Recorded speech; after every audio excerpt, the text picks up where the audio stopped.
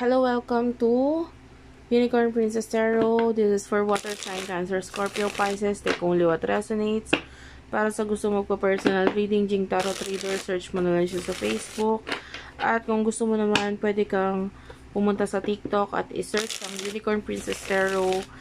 Makakuha ka rin ng mga ideas dyan. Nagsishare ako dyan ng mga videos na pwedeng makapulutan mo ng aral or whatever, no? Pwede kang magpunta rin sa aking TikTok shop to check kung ano yung mga available sa aking mga bagong products, no? Na ginagawa namin, ano? This is for water sign, Cancer, Scorpio, Pisces. Let's get 2 cards. For your main energy, Page of Cups. This is you. Nakikita natin you are could be, no? Nai-inspire ka na naman sa iyong career, sa work. Because I feel like there's connection, communication na nagbibigay ng magandang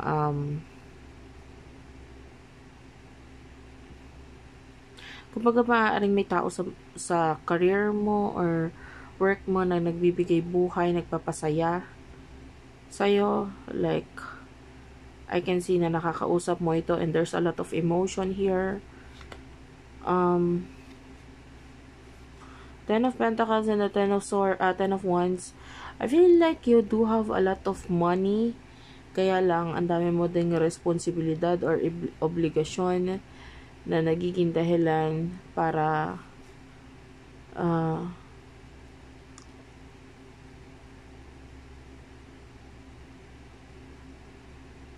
yung iba sa inyo para hindi mo makita ito.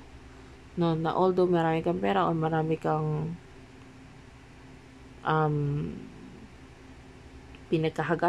marami kang pera or marami kang naiipon, pwedeng nakikita mo yung gastos, kasi nauuna yung responsibilidad or obligasyon mo.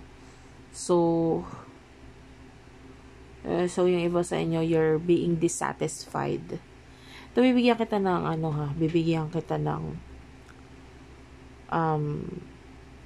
idea lang. Kasi kung ganun yung mindset mo, kung ganun yung thinking mo, I feel like hindi ka magiging masaya. Bakit? Kasi yung energy is that kahit lumaki ang sahod mo, ang pera mo, malamang kung ikaw ay may obligasyon or may responsibilidad, mas malaki din yung ibibigay mo sa kanila.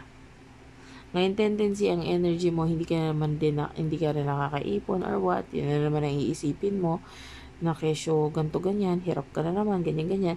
Kasi, oo nga, may pera nga, pero ang bilis din naman na nawawala. So, ang energy niyan, hindi ka na nasasatisfied. Mapamalaki man or mamaliit yung kikitain mo, kung ganun yung mindset mo eh. So, I feel like ang first thing na kailangan mong gawin is maybe wag kang mag-isip ng mga negativity because, just enjoy. Katulad na nangyayari dito, you're just enjoying yourself, enjoying your company, enjoying your career. Ganun lang, just keep on going and then mag-enjoy ka lang sa kung anong ginagawa mo. And basta na-enjoy mo yung ginagawa mo, you will be happy. Okay? So, yung pera, huwag mo na masyadong kalkulahin masyado yun kasi yun ang nagpapalungkot sa'yo. So anyway, let's move on to your person that you're dealing with. You know, we're the Ace of Wands. This could be a new person. 5 of Pentacles. Clarify the 5 of Pentacles. 3 of Cups. Why do this person? Could be a new person pero parang feeling niya mag-e-end lang din yung connection ninyo or mabilis din mag-e-end. Or this person is feeling like pwedeng may kakonek kang iba or what. Hindi siya masyadong masaya, nakakaranas siya ng feeling niya, hindi siya welcome. This person feels like ang tingin mo sa kanya is friend lang. So, masasaktan siya kasi feeling niya friend lang ang tingin mo sa kanya. Okay? So, this person is really not happy. Hindi niya alam kung anong dapat niyang i-expect sa future. Especially, maybe, yung iba sa inyo, if this is a past person, minsan mo na nasaktan yung emosyon niya. So, 'di ba? Anhin niya pa tong anhin niya pa tong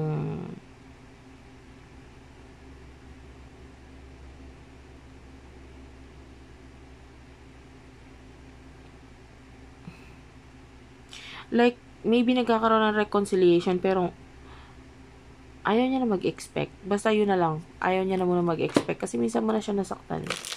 Ayaw na niya masaktan ulit. So, for water sign, ano bang emotion mo dito sa taong to? Emotion mo sa kanya? Actually, nakikita natin pasugod ka eh. You're going for this connection with the Knight of Wands and the Knight of Cups, and this is fast. And may times na fast, may times na slow, depende sa'yo. But I feel like may lungkot ka nararamdaman. And why? Clarify natin what's with the Five of Cups. Bakit ka nalulungkot? You do have the Ace of Cups.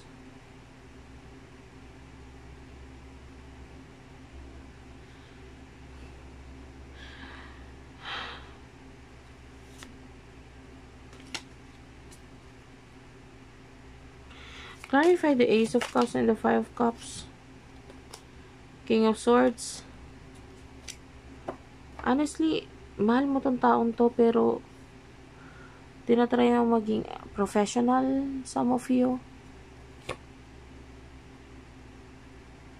Or tinatry mong wag isipin yung love na yun.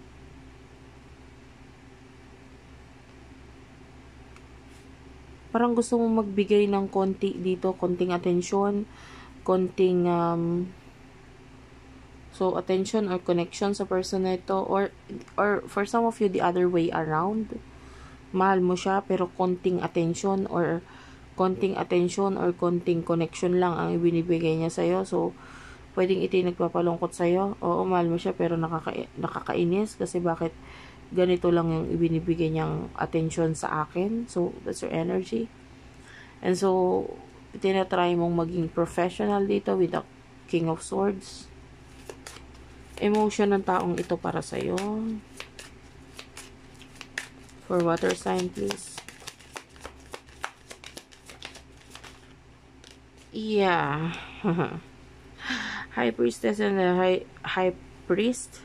Ay, sorry, the Hierophant pala. The High Priestess and the Hierophant. Some of you, ito ay spiritual connection, ano? Nakakita tayo ng communication sa inyo. Some of you, pwedeng nasabi na niya sa iyo kung ano talaga nararamdaman niya. Yung iba, kung hindi pa niya nasasabi, maybe nahirapan siya sabihin because of money. So, tinitignan niya yung estado niya muna kung okay na ba to, okay na ba itong feeling niya. Hindi pa siya okay ngayon eh. To tell you the truth, kasi financially, parang hindi pa siya ready. So, hindi pa niya pwedeng sabihin sa'yo kung ano yung talagang emotion niya dahil hindi pa siya ready financially. But, ano ba talaga yung totoong nararamdaman ng taong ito? Para kay water sign.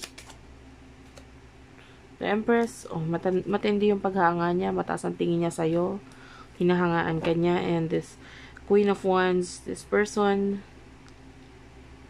nakikita ka niya as the Queen of Wands, someone na nasa authority, someone na magaling, so parang nahiya siya kasi ang galing mo. Okay?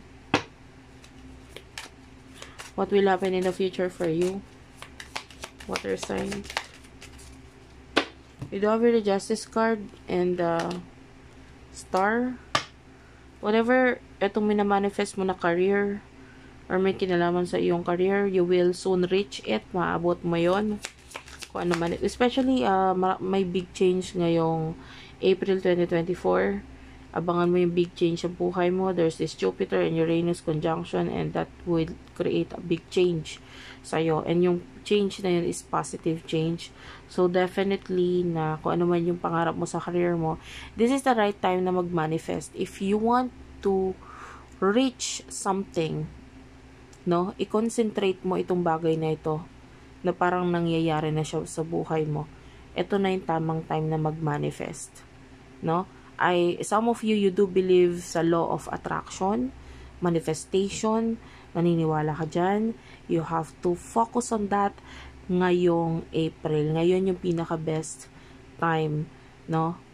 According sa astrology talaga, tamang-tama yung mga placement ng mga ng planets, and talaga magke-create siya ng big change sa buhay mo. So ito yung and that is positive change, guys. Kaya ito yung tamang time na gawin yon.